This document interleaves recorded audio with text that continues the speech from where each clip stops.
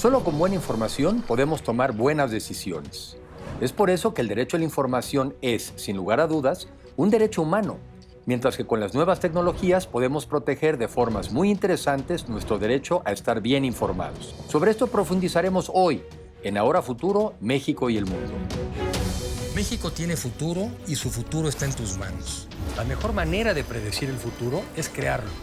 Los avances científicos y tecnológicos han hecho que cambie nuestro estilo de vida, la forma de trabajar e incluso en la que nos relacionamos. La capacidad de educarnos a través de Internet, de transportarnos en vehículos autónomos, de modificar el genoma humano para evitar enfermedades, así como el uso intensivo de las energías renovables y de la inteligencia artificial, nos permitirán alcanzar mejores niveles de vida.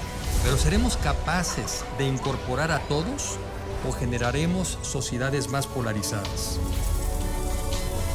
De esto se trata Ahora Futuro, México y el Mundo.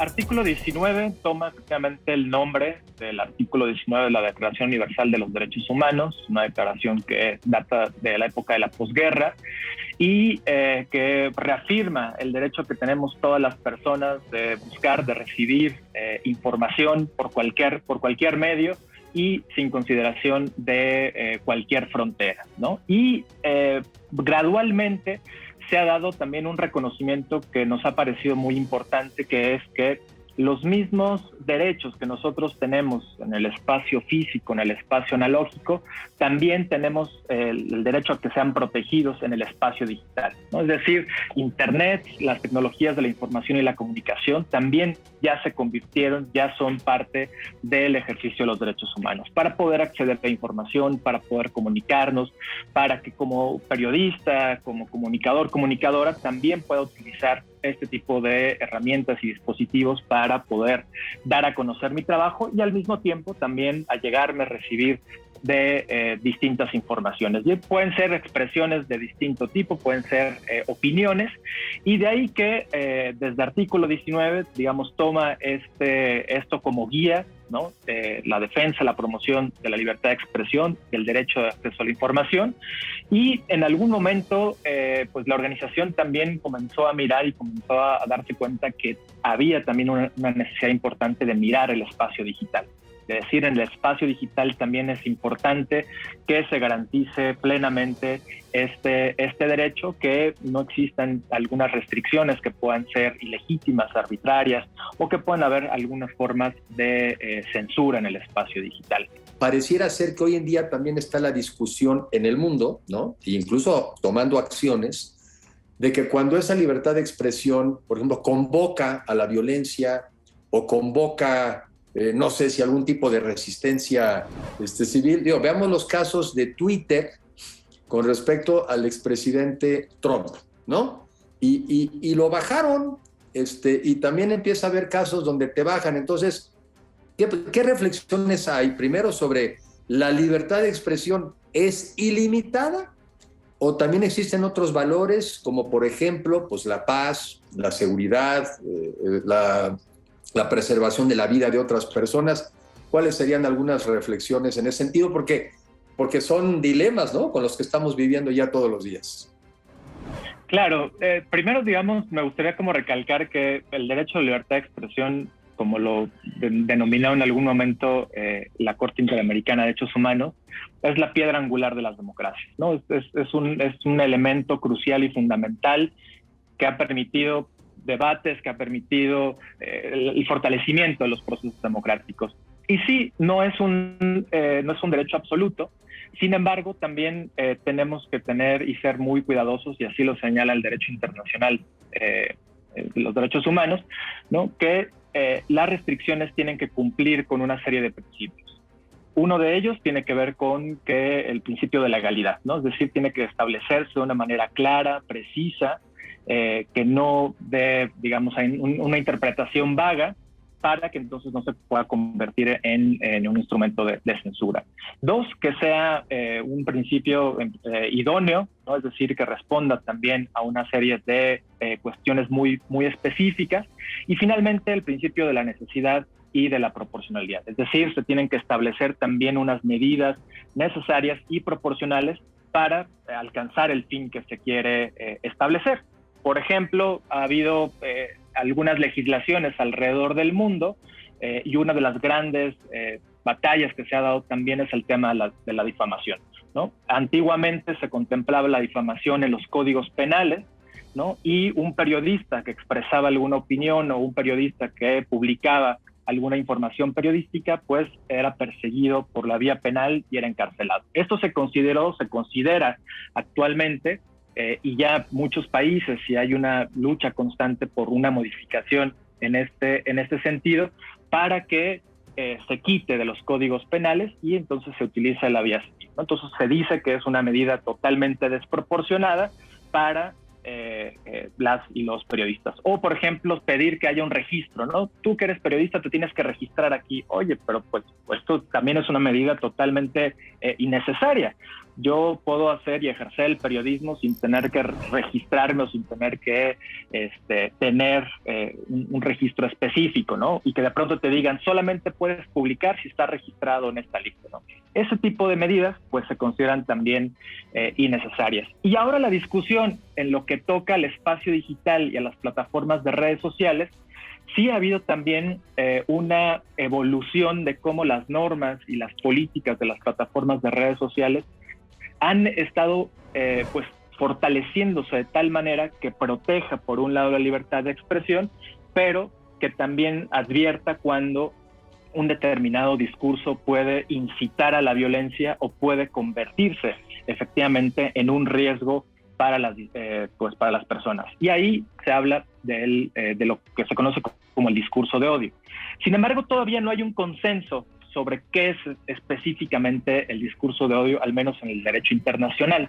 Ha habido algunas aproximaciones, como por ejemplo el Plan de Acción de Rabat, que establece también una serie de criterios, ¿no? Una serie de pruebas o elementos que permiten definir si un discurso ya tiene una inminencia de convertirse en una incitación a la violencia.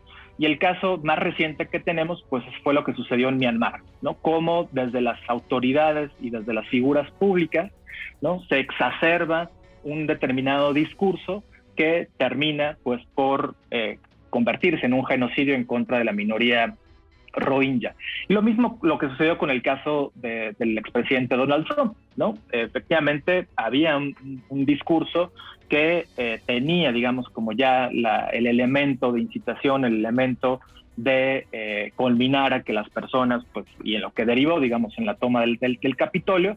Entonces, ahí es donde tenemos que también tener cuidado, porque a veces podemos enfrentarnos a discursos chocantes, perturbadores y ofensivos, que están protegidos por la libertad de expresión. Y el caso muy ejemplar, digamos, de lo que podemos como llamar la atención es la sátira, ¿no? La caricatura política. Pues es muy cáustica, es muy provocadora, y sin embargo, pues está protegida por la libertad de expresión. Pues sí, tienes razón. A ver, yo siempre he pensado que las libertades de uno terminan o se van limitando donde empiezan las libertades de la otra persona, ¿no? Entonces, por ejemplo, no sé si exista como tal, pero es el derecho a la honra, ¿no? El derecho a la dignidad.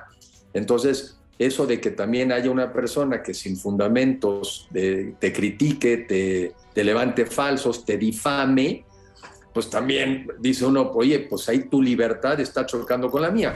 Pero como bien señalas, se ha ido transitando de la parte penal a la civil, pues para que no se utilice el argumento, pues más bien para intimidar o limitar la libertad de expresión, ¿no? Y lo mismo que dices, los discursos incendiarios de ciertas personas, uno diría, bueno, pues es que están en su derecho a decir lo que quieran. No, porque tales o cuales derechos quizás están atentando contra uno que quizás es más valioso, que es la vida, ¿no? Entonces, entiendo, yo creo que la reflexión es, pues deberían de ser ilimitados hasta que te estás metiendo con algunos otros derechos tan importantes o más, pero tienen que tener reglas del juego. Cuando hablamos de información falsa, también tenemos que, desde una perspectiva de libertad de expresión, tenemos que también ser cuidadosos, porque el criterio puede ser muy amplio, ¿no? Es decir, cómo determinamos o cuáles son como los elementos que te permiten decir que una información es falsa y otra información no lo es. Ahí creo que también, nuevamente, en materia de libertad de expresión, pues hay expresiones que pueden ser totalmente falsas y siguen siendo protegidas por el derecho a la libertad de expresión. Aquí es más bien de qué manera desde el mismo Estado, desde la misma ciudadanía, se generan también mecanismos que permitan autoverificar o que permitan verificar la información que se está presentando, ¿no? Es decir, tener acceso a diversas fuentes, tener acceso a una pluralidad también de informaciones que permitan entonces distinguir cuándo sí se está diciendo información o se está brindando información que es oportuna, que es veraz, que cuenta con todos los elementos informativos, y cuándo en realidad se está tratando de un grado, digamos, de manipulación de la información. Entonces, ahí, digamos, sí hay una responsabilidad por parte de los medios, sí hay una responsabilidad por parte de la ciudadanía, sí hay una responsabilidad también por parte del Estado. Es decir, finalmente me parece que hay una corresponsabilidad entre todas las partes. También en materia de transparencia, desde artículo 19, el año pasado, realizamos un ejercicio que denominamos Publielectoral, ¿no? Una herramienta tecnológica, una aplicación móvil y una extensión que permite analizar la publicidad política en redes sociales, ¿no? Una investigación con lo que buscamos es contribuir justamente a la transparencia, a la rendición de cuentas y al acceso a la información sobre los gastos que realizan los candidatos y los partidos políticos en la plataforma de redes sociales y particularmente en Facebook, ¿no? Una herramienta ciudadana que gracias a las personas que descargaron, pudimos nosotros efectivamente analizar, contrastar las informaciones que recolectamos a través de esta herramienta de Publielectoral con la información que presentan a la Unidad Técnica de Fiscalización y con la información que también registra la plataforma de Facebook, ¿no? Entonces, mediante este ejercicio, pues pudimos detectar algunas inconsistencias, pudimos detectar que efectivamente es muy complejo el análisis de la propaganda en Internet, que es importante que también la armonización en materia electoral se enfoque también al gasto específicamente de publicidad en redes sociales y que se puedan utilizar este tipo de herramientas de código abierto, herramientas que protegen también la privacidad y puede ser desde el mismo INE en conjunto con sociedad civil y academia, para tener como una mayor claridad, una mayor fiscalización de cuánto es que se está gastando en las redes sociales, ¿no? Ahí, digamos, una contribución que desde sociedad civil hacemos, ¿no? En materia de transparencia y que también pues se agradece enormemente el ejercicio y el esfuerzo de transparencia que también tienen los órganos electorales, ¿no? Defendiendo el derecho de la ciudadanía a conocer también cuál es el gasto que se está realizando. Pero dada la complejidad, pues es necesario seguir trabajando para que tengamos este conocimiento mucho más refinado, mucho más puntual y una mejor fiscalización de este tipo de gastos. Hoy más que nunca debemos aprovechar las nuevas herramientas tecnológicas para crear plataformas 100% ciudadanas para la verificación de la veracidad de la información. Iniciativas que hagan un monitoreo más extenso al actuar de los gobernantes, de las autoridades, pues no hay nadie mejor para cuidar e impulsar nuestro derecho a la información que nosotros mismos.